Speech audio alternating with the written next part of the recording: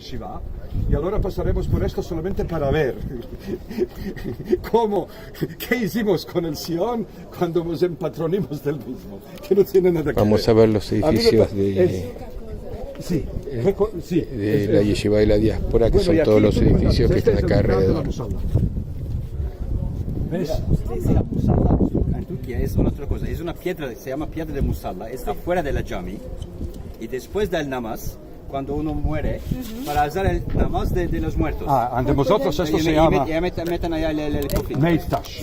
Meitash se llama, no se llama Musallatash. Musalla, no se llama, se En llama Turquía Meitash. se llama musallatash. Musallatash. Sí, y aquí no hay ningún tash, porque no es aquí para el cenaze. No.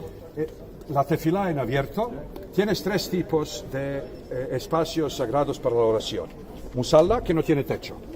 Mejid, que tiene techo, pero no tiene minaret. Y Jami, que tiene techo y minaret también. Sí, sí. Vallahi mescid. Bueno,